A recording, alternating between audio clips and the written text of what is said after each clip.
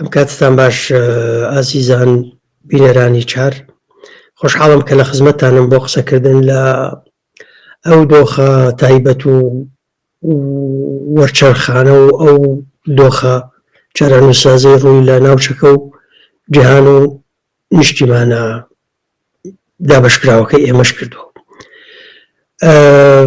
لە ڕاستیە ئەوەندە دۆخەکە ئاڵۆز و ئەوەندە پڕ قسەیە نازانی لەکوێ دەست پێ بکەیت. یعنی ئێمە کە نازانی لە شوێنێکەوە دەست پێ بکەین، مەسەلەوەی کە لەکوێ دەست پێ بکەین مەسئلەی زۆر خایەنێ، قسە و باسی زۆرەوە، بەڵام ئەلبەتە نامەوێت کاتی ئێوە بگرم. زۆر بە کورتی ئەو هێرشەی ئیسرائیل بەلای ئێمەوە پێشبینی کراو بوو، پێشبینی کراویش بوو کە هێرشێکی ئەگەر دوو ئەگەری هەیە، ئەگەرێکی بکەوێتە پاش هەڵبژاردننی ئەمریکاوە، ئەگەر بکەوێتە پێش هەڵبژاردننی ئەمریکاوە هەوڵە درێت تا ئەو پەڕی قودرەت کۆنتڕۆڵ کراو بێ، هێرشێک بێت کە ئێران بتوانێت بەرگەی بگرێ و ئێران نەکەوێتە ژێرباری ئەوەی کە یان بەرگەی نەگرێ و بەلبەلەیەک دروست ببێ، یان بەنەوەیەک شەرمەزاری بکە کە نەتوانێت پەرچەکردداری ڕاستە و خۆی نەبێ. ئەم یاریە دیارە ئەمریکایەکان کردوانە لە چوارچێوەی جۆرێکی تازەیە لە جەنگ. پێشتر من لە سەرەتای ئەم جەنگەوە ناوە جەنگی کۆنتڕۆڵ کراو، ئەم جەنگە تازەیە، جۆرێکە کە پێشتر نەمان بینیوە، کە یعنی بەنمونە تەنها یەک ڕەگەزی گرنگی ئەوەتان بۆ باسەکەم کە ڕەگەزی غافڵگیریە. لە دوا وتارم لە وەبسایتی خۆم کە بڵاوم کردوتەوە، باسی ئەمە بە خێرایی ئەەکەم. یعنی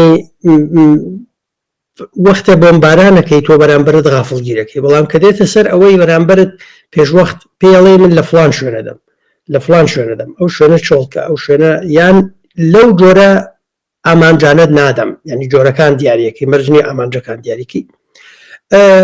ئەوەی ئێران لە ئیسرائیلیدا ئامانجەکانشی دیاری کرد بوو، چونکە ئێران ناتوانێت ئەوە بکە، ناتوانێت زەبرێک بەر ئیسرائیل بکەوێت کە ئیسرائیل بەنەوەیەک تووڕەکە، وەکو شەڕی دوو کەسی لە دەیەکیان زۆر بەهێزێکیان زۆر لاوازە، زلێگە کێشێتە بناگوێە نابێت بەنەوەیەک عازێتی با کە هەستایەوەی هەموو گیانی بشکێنێتەکە. مەسئلەکە ئەوە. لە دوای کوشتنی هەنیە و نەسڕڵڵا ئەوانەوە خامنەئی خوتبەیەکی جومعەی مەشهوری هەبوو، هەموو بیرتانە. من ئەو خوتبەیەم ناونە تۆپبارانەکەی خامنەئی. تۆپباران زۆر بە کورتی لە شەڕە، لە جەنگە لە شەڕە بە ئامانجی جیاجیا بەکارهێنرێت. دوانی بە خێرای ئاماژە پێدەم. یەکێکیانەوەی کە وەختێ سوپایەک ئێوە هێرشکاتە سەر بەرامبەر سەنگەرەکانی بۆمبارانەکە، بۆی هەم کاریگەری لەسەر گورەی هێزی بەرامبەر دروستکە و هەمیش تا قودرەت هەبێ هێندەی زیان پێ بگەێنێ کە چوە سەری بتوانێت سەنگەرەکان بگرێت و شوێنە بگرێت. ئەمە یەکێک لە شێوازەکانی بەکارهێنانی تۆپباران. ئێمە شەڕی پێشبەرگانە ئەم شتانەی فێر کردوین خۆشبەختانە. جۆری دووەمەوە کە هێرشەکەی ئەشکێ بۆی ئەوەی لە سەنگەرە شوێنی نەکەوێتەوە یان زیانی گەورەی لێنەدا، دێکێکە هەندێجار تۆپبارانی خستەکە لە ژێر سایەی تۆپبارانەکەیە، لە ژێر چەتری تۆپبارانەکەیە، پاشەکشە بە ماتەبەقای هێزەکانیەکە. ئەم تۆپبارانە لەوەی یەکەم خسترە بەهێزترە، چونکە ڕەگەزی تۆڵەشی بۆ زیادە بێ، کەشکاوە لە ڕووی دەرونیشەوە قرسە بۆیە خسترە بێت. من تۆ با ئەو خوتبەی خامنەئیم نابوو تۆپبارانی پاش هێرش شکستە کە لە دوای هێرشەکەی سەر ئیسرائیل، هێرشە مۆشکەکەی ئێران بۆ سەر ئیسرائیل. پێچەوانی هەموو محللینی تر من ڕێی ما بوو لە دوانانەی خامنەئی و ئەو ڕۆژەش کە عەباسی عێراقچی گەیشتە بەیروت، وتم ئێران لە ئێستا بە دوا هەوڵەدا باداتەوە، گژی دروست نەبێ، خاوی کاتەوە، هەوڵەدا هەتا بۆی ئەکرێ هەڕەشە و پاڕانەوە و بەخشینی دەستکەوت و سازشی گەورە و چی ئەوانەکە لە پێناوی ئەوەی پەرچەکردداری ئیسرائیل پەرچەکرددارێکی تحمل کرا و قبول کراو بێ لەلایەن ئێرانەوە. تەنها ئەوەندە پێچوانی هەموو ئەوانەی پیان وابوو کە گرژێک خامنەئی دۆخەکە گرژەکە و ئێران هێرشی ترەکە و زەبریتری بەدەستەوەی و چیەکە لەو تارە من بەڕوونی ئەمەم باس کردووە کە واتوان بگەڕێنەوە بۆی بەناوی ناونیشانی تۆپبارانەکەی خامنەئی. ئەمەی دوێنێ کۆنتترۆل کراو بوو ئەمریکایەکان کردویانە ڕوونە ئەوەکو پێشبینیشمان کردبوو لە آخر وتارە باسمان کردبوو.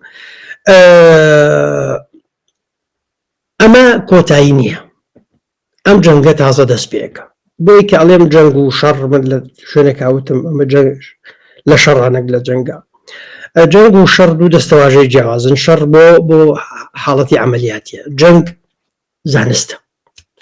جەنگ زانستێکی زۆر گەورەیە بۆ ئەوەی لێ تێبگەی دەبێت لێ کۆمەڵ زانستی زۆر فراوان و جۆرا و جۆر تێبگەی لەوانە دەروون ناسیە لەوانە مێژووە هیچ دەبێت بزانی چووکە لە نەتیجە ئێمە جەنگ بۆ بەدەستێنانی دەستکەوتی سیاسی بەرپاکەین.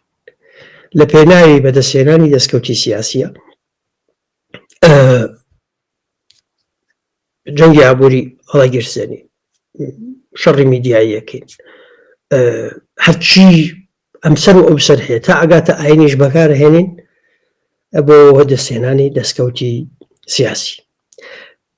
بگەڕێنەوە سەر یەکەم مامۆسایی جەنگ کە سەوت زووە ئەوی تا ئێستا دۆزراوەتەوە کە 2000 ساڵ پێش لەدایک بوونی مەسیحا زوو کتێبێکی زۆر بە نرخەیە تا ئێستش ینی نرخی وەکو خۆی ماوە لە بواری هونەر و زانستەکانی جەنگا. لەوە تێگەین کە باشترین جەنگ ئەو جەنگەیە کە تۆ ئەیبێتەوە بەبێ ئەوەی یەک فیشک بتەقین بۆ چونکە لە نەتیجەیە ئامانجی جەنگ ئامانجێکی سیاسیە. ئەگەر من ئامانجە سیاسەکە بەدەستهێنا بە کەمترین شەڕ بە کەمترین زیان لە خۆم و لە بەرامبەریش لە خۆم و لە بەرامبەریش ئەو کاتە خۆفیشەکەێک کەمترە تەقین. لەم ڕوانگەیەوە دەبێت سەیری ئەمە ئیسرائیل بکەین. ئەمە ئیسرائیل ئەو هەواڵ و باسانەی لە دوێنێەوە دەرچوون ڕاستە زەبرێکی کۆنتترۆل کراوە و لەو وتارە من تۆزێک بە وردی باسم کردو کە ترامپ دەیەوێت پێش هەڵبژاردن بێەوە دەوێت تند بێ و زۆرتریش دەوێت بەردامەزراوە نەوتەکانی ئێران بکەوێت بۆی نرخی نەوت ئەو وەختە ئێرانیش هەڕەشەی لە نەوتی خەلیج کردبوو کە ئەو وەختە نرخی نەوت بفڕێ وەکە نرخی نەوت فڕی دیموکراتەکان لەو هەڵبژاردنە زەبری گەوریان بەرەکەوێت. تۆقینی بایدن و دیموکراتەکان لە 4 ساڵی ڕابردووە لە مەسئلەی هەڵاوسان و بەرزبوونەوەی نرخ بەتایبەتیش زۆر بەتایبەتیش نرخی سوتەمەنی وزە بوو. بۆیە ئەوە وای لە بایدن کرد هەندێک سازشی سەختی بۆ ئێرانەکان کرد لەو پارە زۆرەی کە پارەی نەوتی کۆریا بۆ ئازادی کرد لە زۆر مەسائلی تر بایدن تەنانەت گەشت بۆ ئاستێک کە هەڵدا گەمارەوە لەسەر کەرتی وزەی ئێرانی لابەبا کە خۆشبەختانە بۆی نەکرا. دەرەنجام دیوی تری ئەم زەبرە ڕاستە زەبرێکی کۆنتترۆل کراوە بەڵام دیوی دووەمی ئەوەیە کە ئیسرائیل ئامانجەکانی بە دقت هەڵبژاردووە و زەبرێکی زۆر گەورەی لە ئێرانەکان داوە. ئەمە دیسانەوە ئەگەڕێمەوە ئێمە کە جەنگەکەین ئامانجمان کوشتنی ئەم قسانەیە کەم زانستە ئەم قسەیە تعریفی زانستی جەنگە کە کۆمەڵێک لە توێرسانەکانی بواری جەنگ ئەمەیان کردووە. جەنگ ململانەی ئیرادەیە و چۆن سیاست ململانەی ئیرادەیە لە جەنگە ئێمە وە لە سەرمێزی دانوستاندنیشە ئێمە دەمانەوێت ئیرادەی خۆمان بسەپێنین و ئیرادەی بەرامبەر ئەشکێنین. ئەمە ئامانجەکەی بۆیە جەنگەکەین چونکە بە سیاست و وەسائلی تر قدرەتی ئەو سەپاندی ئیرادەیەمان نییە بەدەین بە زەبر و زەنگ بە توندوتیژی بە شەڕێکین. جەنگ هەموو ئەمەیە پێکەوە. مەسئلەکە ئەوە نییە ئیسرائیل چەند سەرباز یا چەند پاسداری کوشتۆ چونکە ئامانجی ئیسرائیل و ئامانجی هیچ جەنگێک لە مێژووە کوشتنی زۆرترین کەس و بەدیلگرتنی زۆرترین کەس نییە. ئەسڵەن کوشتن و بەدیلگرتن لە پێناوی ئەوەیە بەرامبەرەکەت بگاتە دۆخێک کە نەتوانێت بەرگری بکە نەتوانێت لەوە زیاتر لەگەڵت بەردەوام بێ چۆکدا ئەدا ئیرادەی ئەشکێ و ئیرادەی تۆ قبوڵەکە. ئەمە ئامانجی جەنگە. ئیسرائیل ئەو ئامانجانەی هەڵی بژاردوون دوێنێ کە لێی داون ئەو شوێنانن کە دەستی درێژی ئێران لە بواری موشک بۆ گەیشتن جارێکی تر بە ئیسرائیل هەواڵەکان ئەڵێن بە جۆرێک لێی داوە کە خراپ ئازێتی داوە، زۆر خراپ ئازێتی داوە. هەندێک ئەڵێن کە ڕەنگە بە تایبەتیش جبەخانەی موشکەکانی ئێرانی خراپ کوتاوە و ئەشوترێ کە هەندێک دامەزراوە و هەندێک دەستگای تێکشکاندووە کە ئێران ڕەنگە پێویستی بە ساڵێک بێ بۆی ئەوانە دروستکاتەوە. ئێمە ئەمە وەکو عەرزم کردن سەرەتایە تا هەڵبژاردننی سەرۆکی ئەمریکا ئەو دە ڕۆژەی ماوە شتێکی ئەو تۆ لە نێوان ئیسرائیل و ئێرانە ڕوونادا. لە دوای لێدانەکەی ئێرانەوە من لە چەندی دارێکە ئەمە تاکید کردەوە وتم ئیسرائیل پەلە ناکا لە لێدانی ئێران. دوو سێ مەرجی پێویستە بۆی لە قرار بداکەی لێدا. یەکێکیان هەماهەنگی تەواوە لەگەڵ لە ڕووی سیاسیەوە لەگەڵ ئیدارەی ئەمریکایی کە ئەوەی کردووە. دووەمیان وتم لە ڕووی سەربازیەوە پێویستی بە هەماهەنگی تەواو هەیە لەگەڵ فەرماندەیی ناوچەی ناوەڕاستی جیهانی ئەمریکا کە بە سێنتکۆم ناسراوە لە دەوروبەری مەغریبەوە تا پاکستان. ئەو ناوچەیە ئەو فەرماندەیە ئەو مایکل کۆڕێلا ئێستا فەرماندەی ئەو فەرماندەیە لەگەڵ ئەوانە هەماهەنگیەکە و کۆمەڵێک دۆخی تر لەلایەن بەتایبەت عەرەب و خەلیجیەکانەوە لە بەرچاوەگرێ و تا ئەو کاتە ئیسرائیل هەموو هێزی خۆی تەرخانەکە بۆ وێرانکردنی حیزبوڵڵا. ڕۆژی دوای لێدانەکەی ئیسرائیل لەلایەن ئێرانەوە من ئەمە وتیانی تو دواکەوێ و ئیسرائیل هەموو توانەکانی خۆی بۆ پکخستنی حیزبوڵڵا و وێرانکردنی حیزبوڵڵاکە. ئێستا تا هەڵبژاردن دیسانەوە ئەمە بێت. لە دوای هەڵبژاردن چێبێ ئەم جەنگە ئەخایەنێ ئەخایەنە چونکە وەختێک ئەوەستێ کە یان جەنگ وەختێک ئەوەستێ کە لایەنەکانی جەنگ قودرەتی درێژەدانی جەنگیان نەبێت یان لایەک سەرکەوێ. لەم دوو حاڵەتە نەبێ یعنی ئامانجەکانی جەنگ بێتە دی. ئامانجەکانی جەنگ نەهاتونەتە دی بەنسبەت ئیسرائیلەوە زۆر ئامانج هاتونەتە دی بەڵام ئەو ئامانجەی کە خۆی چاوی لێتی هێشتا نەهاتووەتە دی. ئێمە لە ناو دۆخەکەین ئەم جەنگە هاوکێشەکانی ژێرا و ژوور کردووە لەم ناوچەیە و سەبارەت بە ئێمەش وەکو کورد دیسانەوە هاوکێشەکانی ژێرا و ژوور کردو. ئێمە دەبێت زۆر بە دقت مامەڵە لەگەڵ ئەم دۆخە تازەیە بکەین. ئەوەی کە پێشبینیە کراوە بەنسبەت منەوە ئێران قودرەتی ئێران ئێوە لە من باشتر دەزانن لە ناوخۆی ئێرانە قودرەتی ڕژێمەکە چۆنە.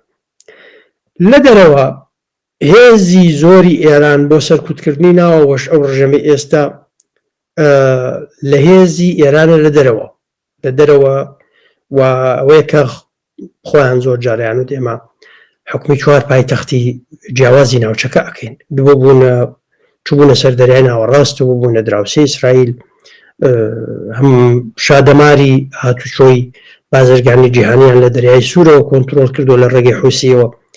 هەموو ئەمانە ئەم دەستە درێژانەی ئێران کورتەکرێنەوە لەم قۆناغەیە هەندێکیان کورت کراونەتەوە لە قۆناغی داهاتووە ئەیان بڕن. زۆر گرنگە بۆ تکا لە هەمووتانەکەم دقت لە لوبنان بدەن بۆی ئێمە تێبگەین. زۆر دەمێک ساڵام قسەیەکەم بۆی تێبگەین لە ڕۆژهڵاتی ناوەڕاستە چێگوزەرێت دەبێ هەموو چاومان لەسەر لوبنان بێت. لوبنان شەقی بەشێکی زۆری ململانیەکانی ئەم ناوچەیە بۆیە ئەوەی ئێستا لە لوبنانە گوزەرێ من لە وتارێکمان ناوم نابوو لە کوشتنی سنوار کوشندەتر بۆ ئێران لە کوشتنی سنوار و حەسەن نەسڕوڵڵا و هاشم سەفیدین و ئەوانە گرنگتر و کوشندەتر ئەو قسانەیە کە سەرۆکوەزیرانی لوبنان ئێستا تازایکە ئەو قسانەیە کە جوبران باسیلی زاوای میشەل عەونی سەرۆکی پێشووی لوبنانێکە. چەقی قودرەتی ئێران لە ناوچەکەیە لە لوبنانە، چەقی ململانەی چەقی سنتەر ئەجینا ململانەی ئێران لەگەڵ خەلیجەکان لەگەڵ ئەمریکایەکان لە هەندێک شوێنی تریش هەیە. بەڵام پێش ئەم دروستبوونی ئەم دۆخەش پێش ڕوخانی سەدامیش لەوەی ئێران بێتە ناو بەو جۆرە بێتە ناو هاوکێشەی عێراقەوە کە پێشتر لە ناو هاوکێشەی عێراقانە بووە. ئێرانیەکان و پێشتریش سووریەکان بە هاوپەیمانەتی ئێران و سووریا میلانێکی توندیان لەگەڵ عەرەب کەندا و ئەوانی وڵاتانی کەندا و لەگەڵ فەرەنسایەکان لەگەڵ ئەمریکایەکان لە ململانەیە بوون. هیوادارم دەرفەتێک بێت تایبەت باس لە کەیسی لوبنان بکەین. هەڵبژاردننی سەرۆکی لوبنان کە ئێستا جیهان جەخت دەکاتەوە لەسەر هەڵبژاردننی سەرۆکی لوبنان و 2 ساڵە ئێران لە ڕێگەی حیزبوڵاوە هەڵبژاردننی سەرۆکی تازەی لوبنانی ڕاگرتووە.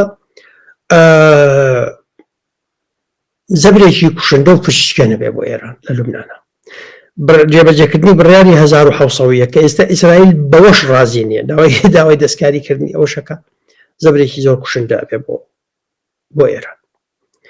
و ڕژێمی ئێرانی لە بەرامبەر ئەمەم ڕەنگە و هاوڕێیانەی 4 شایەتیم بۆ دەن ساڵانێکی زۆر پێش 10 ساڵیش ئەبێ زیاتر من باسیەوە کردو ئێران و ئەم ڕژێمە دەستبەرداری دۆخی ئەتۆمی نابێ و ئیش لەسەرەوە کا بۆمبی ئەتۆمی بەدەست بێنێ کە بۆمبەکەی بەدەستێنە وەختە ئەڵێ ئەنجاوەرن قساکی لە چوارچێوەی هاوکێشەیەکی ئەتۆمیە ئەو وەختە ئەوە دواچەکێتی کە پەنای بۆ بەرێکە ینی باوەڕ بفەرمێن من لەو کتێبەیە ئەوم بە کۆتیشن ئێستا لەو کتێبەیە بۆ وەرگرتن کە 10 ساڵ زیاترە نووسیوە ئیشم تیا کردووە و کەلکی بڵاوکردنەوەی نیە ئێستا بەرحاڵ دەرەنجام هەموو ئەمە لە دۆخێکە ئەگوزارێ لە دۆخێکی جیهانی ئەگوزارێ جەنگی ئۆکرانیا لەولاوە هەیە ململانەی دەریای چین هەیە کە ململانێکی ئەگلاکەرەوەیە ئەو ململانیانەیە کە لە ڕووی ئابووری و دواکۆبوونەوەی برێکس و هەموو ئەمانە دەبێت لە بەرچاو بگرێت هەموو ئەمانە ململانێن شەڕ بە یەکتر فرۆشتنن و پەنابردنە بۆ وەسایلی جیاجیا بۆ ئەمراز و کەرەستەی جیاجیا بۆ هەڵگیرساندنی کێشەی جیاجیا ئەوەی کە ئێستا لە سوودانەی بینن کە بەڕاستی دەبێت دقت بدەنەوەی چی لە سوودان و لە ئەوەی کە ئەسیوپیا دەیەوێت ئێستا بچێتەوە سەر دەریا و کێشەی سۆمال تازە پیا بۆ دەبێت زۆر دقت لە مۆزوعی لە کێشەی سۆمال بدەن. سیاسی کورد و میدیاکاری کورد دەبێت ورد لەم مەسئلانە دقت بدا چونکە دەرەنجام ئەم مەسئلانە بڕیارەدەن ئەو کایە و هاوکێشەیەی دێتە پێشەوە چۆنە کە تۆ ئیشی تیاکی سەرەکەوی یا ئەبی بە قوربانی حەلی هینی نییە ناوەڕاستی نییە ینی ئەوەی نییە بە مای خۆتەوە دەرەچی یان سەرەکەوی و دەستکەوتی گەورە بەدەستێنی یاوی بەژێر دەست و پێ و ئەبی بە قوربانی و هەردوو ئەگەرەکەش هەن هەردوو ئەگەرەکان ئێمە ئەو دەستکەوتانە ژەمانە لەناو بچێن و ئەو دەرفەتانەشکە لە ڕێگەن بۆیە لە پڕا خەوی نەبینیوە یەکێک لە ئەولیاکان هات بێتە خەوی و دەوڵەت باخچەلی بڵێ وڵا ئەوە و تورکەی کوردی خۆشنەوێ تورک نییە و دەبێ ئەم کێشەیە چارەسەر بکەین. دۆخێکەیە کە ساڵانێکی زۆرە چەند قسەیەکی زۆر باو گشتیە بۆ من لە چەندی مناسبەی عرضم کرد و لێکێکیان ساڵانێکی زۆرە من دەڵێم ئەم چرخی کورد.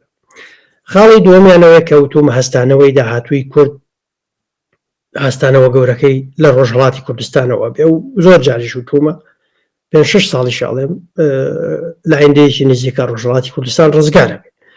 خاڵێکی تر کەوتومە دەوڵەتی کوردستان ئێستا خەون نییە ئێستا خەونی چۆلەکە و خەونی نازانم چی ئەوانەش نییە ئێستا لە هەموو کاتێک نزیکترە لەسەر خۆمان وەستاوەت و تا لەو 150 ساڵەی دوایی مێژووی ناوچەکە و کووردا تا 35 ساڵ پێش ئێستا ڕێگری سەرەکی ڕێگری هەرە سەرەکی لە بەردەم دروستبوونی قوارەیەکی سربەخۆوە بۆ کورد دەوڵەتی کوردستانی سربەخۆ زەلێزەکانی جیهان بوو. لەو 30 ساڵەی دواییە ئێمە خۆمان ڕێگرین ئێستا گەورەترین غەدرێکی گەورە لە شێخ عوبەیدوڵڵا لە بەرزانی لە قازی لە شێخ مەحموود لە سەید عەبدولقادری هەکاری بڵێن شەمزینانی لە شێخ سەعیدی پیران لە سید ڕەزا لە سمکۆ لە هەموو ئەواناکەین بڵێن چونکە یاریەکە نەوان گەورەتر بووە و زلێزەکانی جیهان کە ئەوان نەخشەکان ئەکێشن لە دواییە قەراریان هەبوو هیچ بۆ کورد نەکەن. ئەمە ئەم گەورەترین بربەستە لە بەردەم دامەزرانی دەوڵەتی کوردستان نەماوە. ئێستا خۆمان ڕێگرین. قەت ڕۆژێک لە ڕۆژان شێخ عوبەیدوڵڵا ڕێگر نەبووە، شێخ مەحموود ڕێگر نەبووە، قازی ڕێگر نەبووە، سید ڕەزا ڕێگر نەبووە، شێخ سەعید ڕێگر نەبووە. ئێستا بەداخەوە ئێمە ڕێگرین. ئەمە چۆن چارەسەرەکەین؟ ساڵانێکی زۆر ئێمە بانگەشە بۆ بەرەیەکی کوردستانی، چوارچێوەیەکی استراتیژی کوردستانی. لانی کەم لە قۆناغی یەکەمە هێزە سەرەکیەکانی چوارپارچەکە.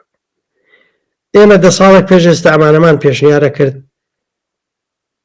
ئێرانچی و عێراقچی و تورکچیەکان تۆمەتباریان نەکردین بەوەی کە خەیاڵ پڵاوین. خەیاڵ نییە. جا لێرە ئیجازەم بدەن دوو دەستەواژەی لێک نزیک بەڵام پێچەوانە یەکترتان بۆ ڕوونکەمەوە. یەکێکیان خەیاڵە، یەکێکیان تەوەهومە. ئەوەی کە وەکو تۆمەت ئاراستەیە مەکرات تەوەهومە، خەیاڵ پڵاویە، بەڵام خەیاڵ هیچ شتێک لەم مێژووی مرۆڤایەتی بەبێ خەیاڵ ناکرێت. ئێنشتاین ئەڵێ خەیاڵ لە معریفە گرنگترە. ناپلیۆن ئەڵێ خەیاڵ حکمی جیهانەکە. خۆمانە خەڵکی فاشل و دەستە پاچە و بێکەڵک و هیچ نەبوون، هیچیان نەکرد بێ. هەرێک لە بواری خۆیانە بلیمەتێکی گەورەی مێژووی مرۆڤایەتی و کاریگەری گەورەیان هەبووە. ئەوان وا بڵێن لەبەرەوە ئەگەر لە خەیاڵە ئێمە نەبین بەنەتەوە، خەیاڵی هاوبەشمان نەبێ، ئەگەر لە خەیاڵە باوەڕمان بەوە نەبێ دەوڵەتی کوردستان نزیکە ممکن نییە بتوانین دای بمەزرێنین بیکەینە حاڵەتی ئەمری واقع. تۆ لە خەیاڵ تا ئەوەیە کە گەنجێک دەگا بە دڵخوازەکەی لە خەیاڵە یەکەم جار پێگی خەیاڵەکەت لاواز بێ پێی ناگەی، خەیاڵەکەت بەهێز بوو، ئیمانت پێی هەبوو. من هەموو جارێک پەنا بەمە بەر ئەو فەرموودە زۆر زۆر زۆر بە دیقەتەی حەزرەتی مەسیح کە کوێرێک چوو ویستی وتی چاکم کەرەوە، دوعای بۆ نەکرد، مشتەی نەخرد بۆ نەکرد، نەیخوێند بەسەریا، ئەم یاریانەی نەکرد. یەک ڕستەی پێوت سەر لە بەری داهێنان و قودرەتی مرۆڤ لەو ڕستەیە چڕە بێتەوە. پێوتی هەستە ئیمانەکەی خۆت چاکی کردیتەوە. کابرا هەستا چاوی بینی بۆ پەیوەندی بە ئیمانی ذاتی خۆیەوە بۆی کە چاکە بێتەوە. مەسەلەکە ئیمانە ورەیە. گەلی کوردستان گەلێکی بەتوانایە، گەلێکی بەهێزە، گەلێکی وشیارە، گەلێکی ئازایە. من وانە هەڵێم، من ئەمە قسەی من نییە. بڕۆن مێژووی بێگانەکان بخوێنەوە کە هاتوونەتە کوردستان، بڕۆنەوە بخوێنەوە، بڕۆن ئازایەتی و لێهاتووی و خۆبەشت زانینی کورد بۆ گرنگە خۆت بەشی بزان، بڕۆن لەوانە بخوێنەوە، بڕۆن بزانە چیمان پێڵێن، چۆن وەکو ئەفسانە باسمانەکەن، باسی غەربیەکانەکەن، باسی ڕۆژاوایەکانەکە، باسی جەنەراڵی گەورەی وەکو هێلموت فۆن مۆڵتکاک. دەرەنجام ئێمە ئەتوانین لەناو ئاگرا یاریەکەین. ئەم ئاگرا ئێمە قەرارە دەین، ئەم ئاگرا ئەتوانین بۆ خۆمانی بقۆزینەوە و ئیشەکانی خۆمانی پێ بکەین. مرۆڤایەتی بەبێ ئاگر ناژی، ئەشتوانین بیکەینە مای سووتانی ماڵی خۆمان و وێرانکردنی خۆمان. ئێستا لە هەموو کاتێک زیاتر پێویستمان بۆیە ڕۆشنبیرەکان و میدیاکارەکان، سیاسیەکان ئیش لەسەر یەکبوون و نەبی بە یەک هێز حسابت بۆ ناکرێت. ئەمریکایی ئیشی بەوە نییە تۆ کام کورد لە کام کورد باشترە، ئیشی بە من نییە. ئەو ئیشی بە هێزێکە پێوترێ کورد لەناو خۆیان ئامادە بێ، تۆکمە بێ، قودرەتی ئەوەی هەبێ کە دۆخەکان بقۆزێتەوە. ئیشی بۆ نییە دیموکرات تۆزێ لە کۆمەڵە کوڕی چاکترن، کۆمەڵە لە دیموکراتەکان قۆزترن. شتیوان نییە، ئەو حەقی نییە. ئەو لەگەڵ ئەوەی کە پێڵێ تێرۆریست مامەڵاکە، ئەوەی کە لە لای حرامە مامەڵی لەگەڵەکە. سیاست وایە ئەو هاوارەکە تۆی پێکەوە بیت. 10 ساڵ زیاترە ڕۆحیان دەرچوو ئەمریکایی و ئینگلیز و فەرەنسایی و ئەڵمان و دار و بەردی ئەوروپایی خەریکن لە ڕۆژئاوای کوردستانە پەیدە و ئەنە کەسە بگەێنەیەک بەو معنای قەندیل و سەری ڕەشیش بگەێنەیەک. ئەو وەختە پلانی زۆر گرنگ زۆر کاریگەر هەبوو سنووری بینی ڕۆژئاوای کوردستان و باشووری کوردستان نەمێنێ. پلان هەبوو لە ئەفرینەوەمان بنە سەر دەریا. کێ ڕێگر بوو لەمە؟ خۆ شاهیدە. جگە لە خۆمان کەس ڕێگرنەوە، جگە لە خۆمان کەس ڕێگر نەبوو. ئەگەر بێکێک بەڕێزێک دە پێمەڵێ داگیرکەرەکانی کوردستان دەستیان نەبوو ئەگەر من ملکەچی داگیرکەرێکی کوردستان نەبم، داگیرکەری کوردستان چۆن دەتوانێت ئەجندە بسەپێنێ؟ بۆ ئەوەی ملکەچی داگیرکەری کوردستان نەبم کە قودرەتی هەیە ملکەچم بکە، قودرەتی هەیە، ئەوەندە خەیاڵی نیم من، قودرەتی هەیە ملکەچم بکە، بۆی ملکەچم نەکە دەبێت قودرەتێک پەیاکەم ڕێگری لە ملکەچی بکرێ. ئەو قودرەتی وام لێکە ملکەچی ئەو نەبم، ئەوەیە لەگەڵ هێزەکانی تری میلەتەکەی خۆما پێکەوە بوو. ئەو وەختە زەرهێزەکانی جیهان بە نەوعێکی تر مامەڵەیان لەگەڵ کردین. من کۆتایی قسەکانم بۆێنم ساڵی 2019 کە ئەردۆغان پەلاماری ڕۆژاوای کوردستانیدا ئێمە لێرە یەک دوو برادری قەندیل هات، یەکێکیان ئەو وەختی ئێمە لە بەغا بووین و لە پەرلەمان بووین، ئەهات جاروبار پێکەوە ناوەکو ئەرکی خۆمان چیمان پێکرابێ هاوکاریمان کردوونی ئەوان شو هەر کەسێکی تریش هەر کوردێک بچووکترین پرۆژێ هەبێ یەکێک بێ بەردێ لەگەڵ لە ڕێگەی مناڵێکی کورد لابا من بە ئەرکی خۆم ێزانم هاوکاری بکەم ئەگەر نیکەم خۆم بەوازانم درێغیم کردووە بەبێ جیاوازی ئەوەی لە خزمەتی میلەتەکەما بیبینم. برادرێک هات بوو لە قیادەی ئەو برادرانەی قەندیل بوو هات ئەو هەواڵی تر کە بۆی گەڕاوە من پێم وتم ئێمە ساڵانێک بوو باسی بەرەیەکی فراوانمانە کردە و بەرەیە بتوانێت بێتە هێزێک دنیا مامەڵی لەگەڵ بکە هاوکێشەکان بگۆڕێ کورد بکاتە یەک هاوکێشە لەناو خۆیان. لەو برادرەی خۆی پرسی وتی ئەم قسانەی ئەم پیاوە باسیەکە یەکەم جار بوو ئەکتر ببینیم و پیاوە بە خزمەتی بدەم، وتی ئەم قسانەی ئەم پیاوە باسیەکە وایە؟ وتی بەڵێ وایە. وتی یانی ئەم پیاوە هەواڵانەی قەندیل و لایەنەکانی تر و ئەوانەشی بینی و ئەمانەی بەڕوونی لەگەڵ باس کردوون؟ وتی بەڵێ بە حوزوری خۆم بووە. وتی ئەگەر ئێمە ڕووی کردە منتی هەواڵ زۆر بەداخەوە فریامە نەکەوتوین، ئەگەر ئەمە بکرابایە نەکەرکووک لە دەستە چوو، نەعەفرینمان لە دەست دەچوو، نە ئێستا ئەردۆغان ئەیڤێرا بێ پەلاماری کۆبانی و گریسپی و ئەوانە بدا. ئەمانە بۆ ئەڵێم کاتی ئەوەیە ئێمە ئیتر خاڵێک دانین و دەست پێ بکەینەوە. ڕۆژهەڵاتیەکان دیسانەواڵێ هەستانەوەی گەورەی داهاتووی کورد لە ڕۆژهەڵاتی کوردستانەوە بێ و ئەم چەرخە چەرخی کووردە. کوردستان یەک نیشتیمانە، گەلەکەی یەک گەلە، هەستانەوەکەی لەسەر ئێوەیە. بە درێژایی ئەو مێژووی دەیان ساڵەی کۆتایی قەت کورد ئەوەندە بەهێز نەبووە، قەت ئەوەندە لە پێش نەبووە، قەت ئەوەندە خەڵکی لێ هاتووی لە بوارە جیاجیەکانە نەبووە. کادری زۆر گەورەمان پێگەیوە لە میدیایە، لە سیاسەتە، لە ئەدەبە. 6 ساڵ لەبوو پێشەمانەمان نەبوو، 70 ساڵ پێشەستا بەم زۆریە نەمان بوو. دەرەنجام دۆخێک هاتووەتە پێشەوە مەترسیایە دەرفەتی زۆر گەورەشی تایە. دیسانەوە ئەڵێم ناوچەکە بەرە و ئەوە چێ نەخشەکان بگۆڕێن. من دەوڵەتی کوردستان ئاوەتە لەولاوە لەبەرچاومە. اینجا دێتە دیانایەتە دی باوەڕکەن دەست لەسەر ئێمە وەستاوە. ئێستا پێویستمان بۆ هەیە کە دەستبەرداری خاڵە ناکۆکە ئەساسەکانمان بی بۆ قۆناغێک.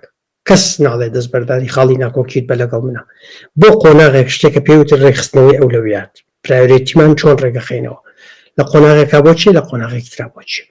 ئێستا چۆن بتوانین یەک بگرینەوە؟ ڕۆژهەڵاتیەکان ئەرکی مێژووی گەورەتان لەسەرە، نابێت لە دەستی بدەن، لە دەستی بدەن نە ئێمەش و نەمێژووش ڕەحمتان پێ ناکەین. ئەم جەنگە لە سەرەتایەتی هێشتا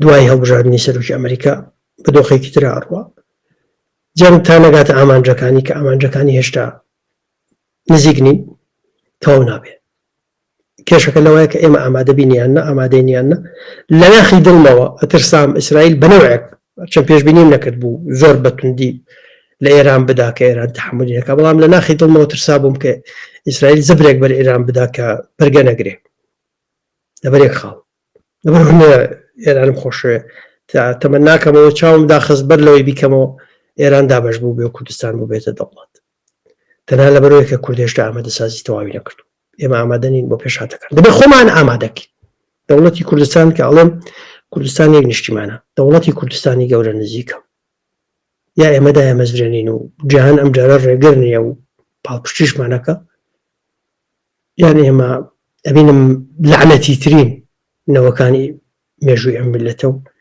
خۆمان ماڵی خۆمان وێرانەکەین هیوادارم بە شێوە حکمت و دڵسۆزی و پەرۆشیمان هەبێ بتوانین دەستبەرداری ئەو کاکە وەرن با لەم قۆراغە پێکەوە بین تا دەستکەوتەکان بەدەستێنین دوای ئەوە چۆن ئەڵێن شەڕەکەین سەرچاو حاسری سەرچاو وەختە دۆخێکترا لەگەڵ شەڕ نیم ئەو وەختەش بەڵام ئەگەر هەر قەرارە بیکەن هەستان لە شەڕە بیخەنە دوای ئەم دەرفەت خوا کوردستان پارێزێ ئەوەی گومانم لێ نییە وشیاری و ئازایەتی ئەم میلەتە و ئێوەی عەزیزە چاوەڕێی وەرچەرخانەی گەورەتان لێ بکەم هەر شاد بن